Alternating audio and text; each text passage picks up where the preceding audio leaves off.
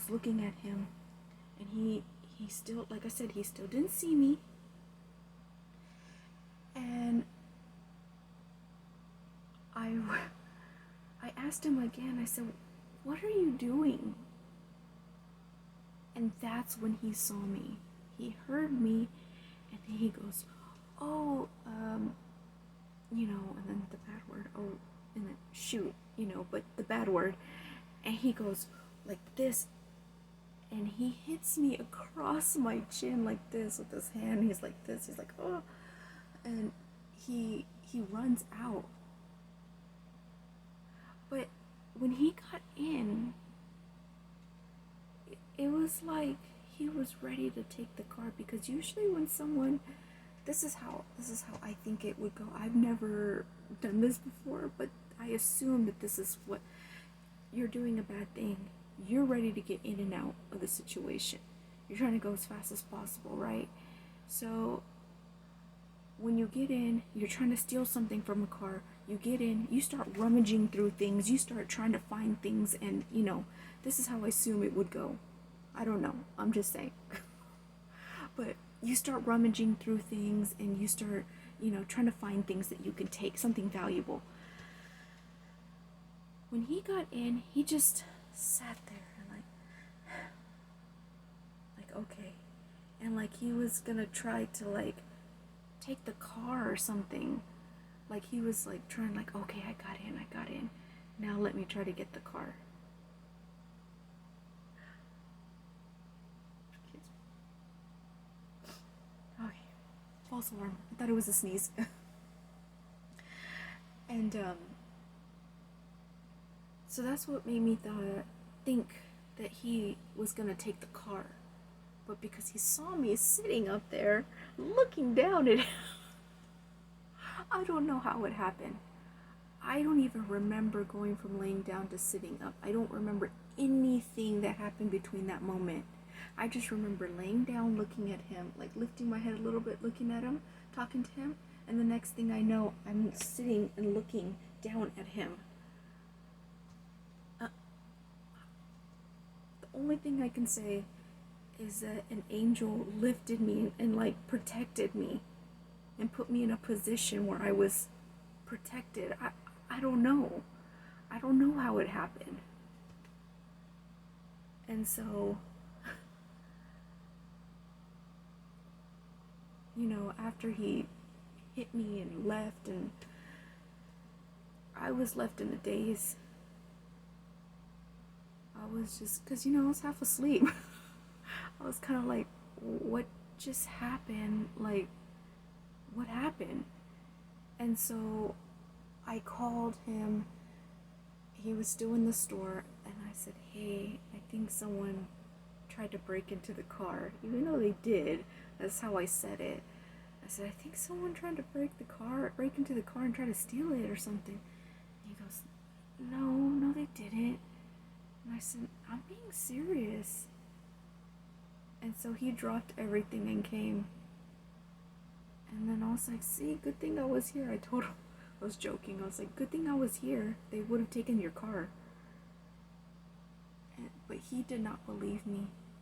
And I kept trying to tell him, like, seriously, like, for about 2 weeks. And finally, eventually, he believed me, because I kept saying the same thing over and over again. Like, my story wasn't changing, because that's how it happened. But it took him a while to believe me. And so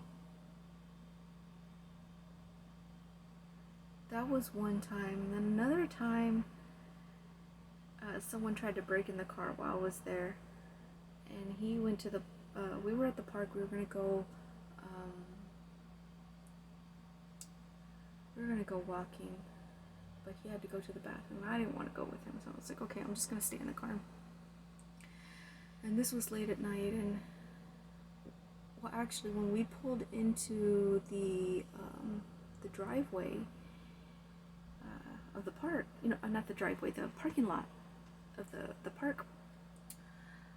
It's a very small parking lot, like maybe 15 cars fit. It's a very small parking lot for a park. The park was privately owned for an elderly facility, but a lot of people used it publicly because it was like out, you know. Anyways, so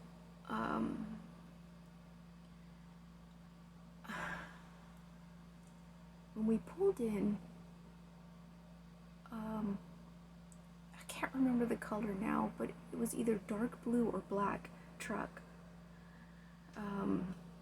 Pulled up right next to us, and it was two men. They pulled up right next to us. They kind of looked at us, and then they pulled out and then drove back down the street one way. And then I was like, that's kind of weird, but whatever. Didn't pay any attention really, and I was just like, whatever, just okay, they're gone now, whatever. So anyways, he goes to the bathroom in the park, and I'm by myself, and I'm on my phone, okay, and I'm like just looking at videos, you know, just doing whatever. And he parked right under a street light, so the street light is shining on me and the car, and I'm just like, whatever, you know, and then I feel something, and I look over, and there's a man coming from the direction where that truck went, from the street into the parking lot, and he had a sweater or a shirt wrapped around his arm like this. No, it was a t-shirt. He had the sweater on, and he had his one arm inside his sweater, and the other arm that was wrapped in the t-shirt out. And he's like walking like, you know, like this, you know, whatever. And when you see something like that, you automatically know what's gonna happen. You know they're trying to smash into your window. And me, I just don't see things like that too often. And I was in disbelief. Just like the other time, I was in disbelief, like, is this really happening? Like, what's going on? And I had my phone in my hand, and I'm just like staring at him like this, like just staring and thinking, is this really happening right now? Like, is this really happening? And so I was frozen like that, just staring at him. And he gets right up to the window, and that's when he sees me. Like, literally right up to the window.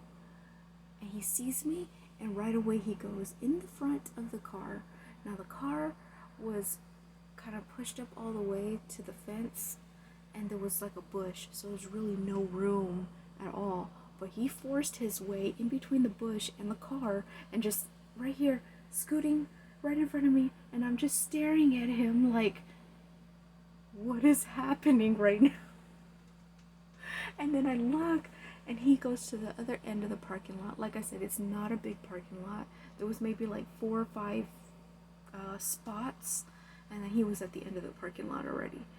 And he starts texting someone, and then he leaves, and he starts walking back the direction where he came from, which was also the direction where the car went too, the truck. And he finally came back, my ex, and he said, I told him, I was like, someone just tried to smash our windows. Like, they almost smashed our windows. They saw me. Like, I was telling him everything that happened, and he's like, really? And so he gets out. He's like, come on. And he wanted to do like a stakeout kind of thing. And so we hid further. We went into the park and we hid. And we just sat in the bush, and we tried to look, not in the bush, I'm sorry. I'm still thinking about the guy walking past. On the bench. We were sitting on a bench and just looking at him. And, or looking at the car, you know, seeing if he would come back. And I told him, I was like, he's not coming back. He got scared when he saw me right there looking at him through the window. He's not coming back at all. and he didn't. And so eventually we just left, and those were the two times that happened to me. I was just like, it was weird. And so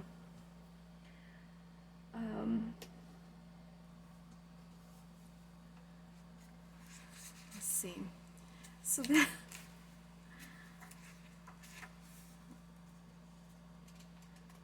let's see here.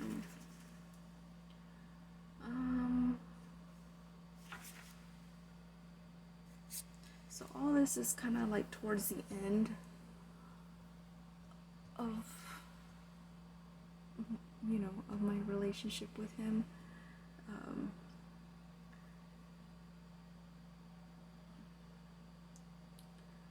Now I feel like in this part of the story, now looking back, is when angels started coming in instead of just all bad. I remember one time when we were homeless, we actually we were at a thrift store just trying to pass time.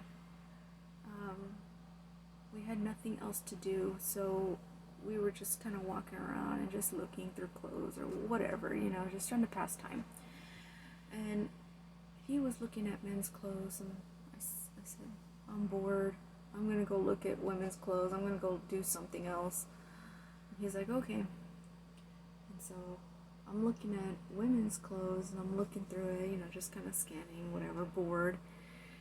And a woman walks up to me, and she's right next to me, and she says, just one sentence, not even a hi, not even anything. She says, you know the devil's real, right? And that's it. I gave her a confused look, like, what am I supposed to say to that? And so I got all awkward, and I just started looking at the clothes again, because I didn't know what to do, what to say, anything.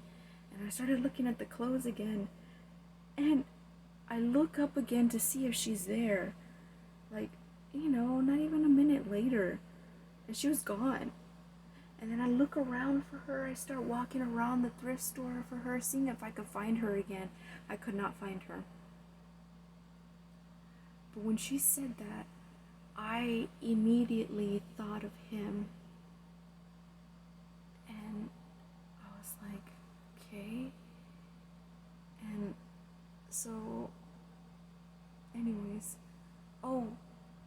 also, his name. His last name literally means dagger of the world. And his middle name was like Amen or something like that.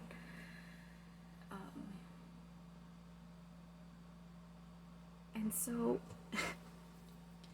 it was just weird things, weird coincidences all happening. And then, let's see here. Oh yeah, I had an out-of-body experience too. I remember one time we were, I guess it's like those travel stops. You know how they have bathrooms and stuff.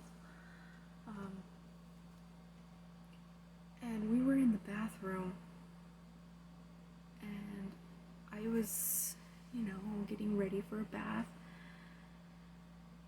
And all of a sudden, I just felt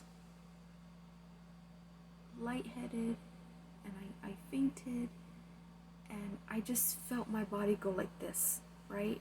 Like falling just side to side, like just, like a movie, I guess. I don't know how to explain it. Anyways, I just, felt my body go like this, and I fell my head, but it wasn't so bad where it was like, I damaged anything. I just felt it briefly. And then all of a sudden, I'm in the corner of the room, at the very top corner of the room, looking down at my body on the ground and him just standing over me, and he had like this smile, like this smirk. And then I just went right back into my body, and then I got up, and I told him about it, and I was like, and you were smiling. And he's like, I wasn't smiling. I was like, yeah, you were smirking, you were smiling. No, it wasn't. No, it wasn't. I was like, whatever. He always denied everything he did. Everything was a denial. And it's funny because one time I said, man, you're gonna deny it until your face turns blue, aren't you? And he says, yes. So I never got anything out of him. And then, let's see here.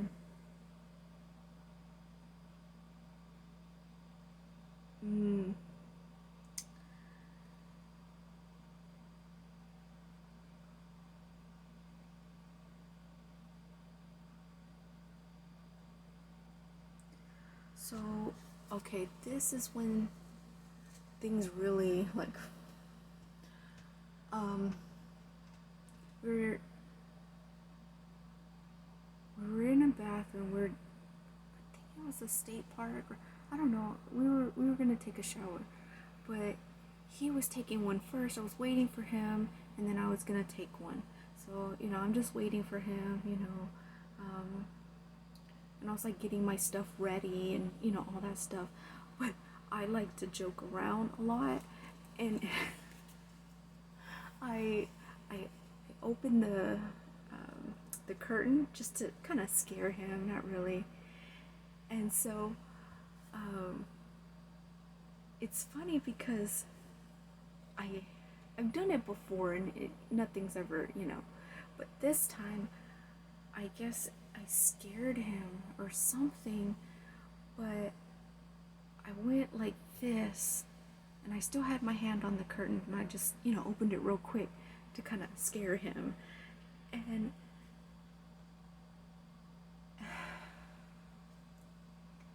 the look on his face, it was like, when someone just stares off into the distance, like they're not really there. He was like looking at like the wall or the shower head or something, and then he just slowly turns and looks at me. But his eyes were completely black. Like the white part was all black. His eyes were black. And it wasn't even just like a glimpse or anything like that. He was just staring at me like that. And when I opened the curtains, I was just like, staring at him back. And it was slow. And I just like a movie. I just slowly closed the curtain back. And then I dropped my hand, and I was just like, I turned around, and I said, what did I just see? And I remembered, not supposed to show fear, that, the evil one feeds off of it. So I was like, okay, I didn't see nothing. I didn't see anything. No. So I started changing what my mind was thinking about. And then he got out of the shower. And when he got out, he started talking about demons. And I was just like, what are you talking about? Like, I was just trying to play dumb. Because I was in that room with him. I was just trying to, So I played dumb. I was like, what are you talking about? That's weird. That's crazy. Whatever. And then, yeah, that's all I And then I took a shower, and then we went on about our day. But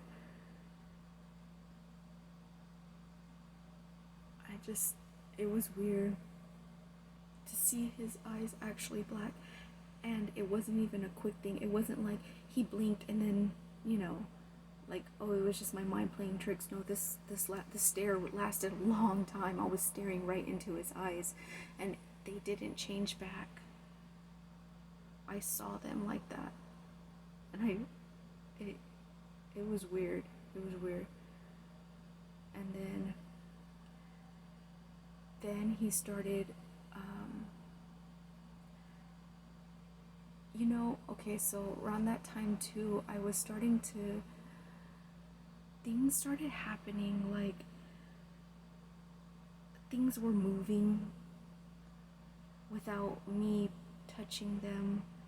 Things were like just weird things, little things. Like, I remember a fork moved, fell off of the counter when it wasn't even near the edge. And it was just like little things afterwards. And so,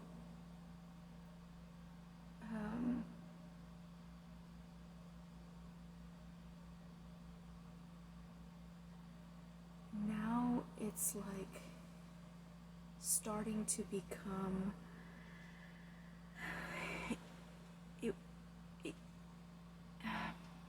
I wouldn't say out of the physical into the spiritual, because it started like spreading, I guess, into the spiritual world. I don't know how to explain it, because things were happening spiritually, but the physical world was also matching the spiritual, if that makes sense. So, like, I remember, I guess I'll just start wrapping it up, because this is not even the end of it. When I finally left him, it's not the end.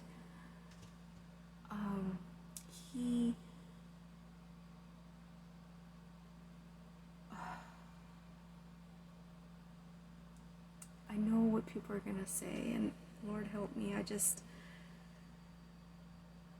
give me courage, because I know what people are gonna think and say about me, but I know I have you on my side.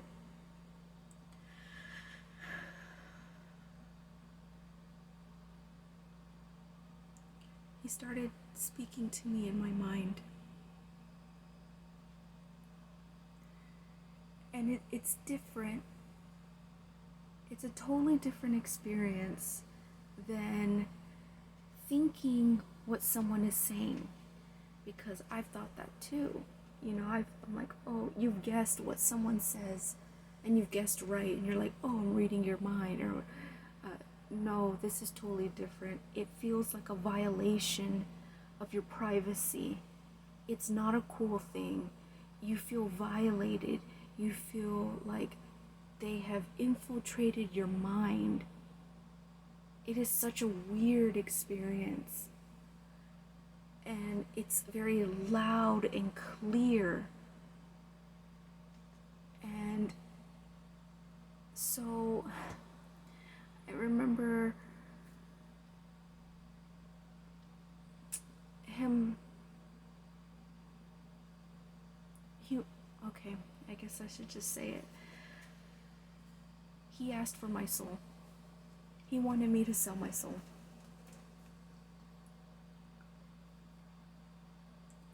And he wanted a sacrifice. And it was going to be my mother that I loved very much. I have a very close relationship with my mom. And it was my mom. And I said no. I would never. See, that's the thing about God. He requires obedience versus sacrifice, whereas the devil wants a sacrifice. They want blood, really. And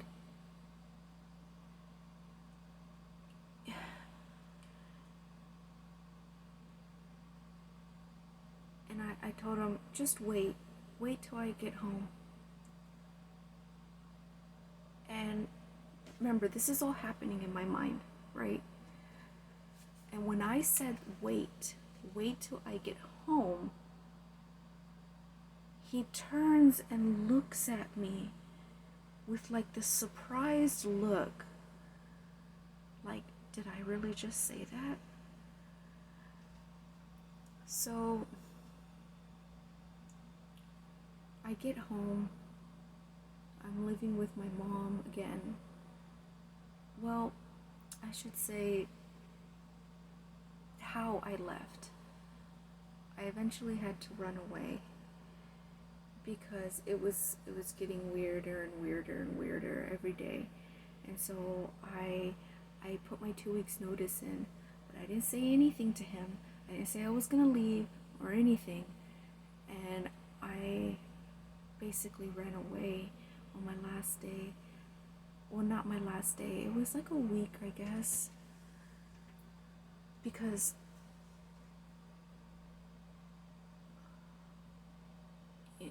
God gave me the opportunity to leave sooner. He sent someone. It was my coworker, and it's funny because the day before I actually needed to leave, she came up to me and said, "Hey, if you ever need anything, if you need a place to stay, you let me know. I will come pick you up." Because she kind of knew what I was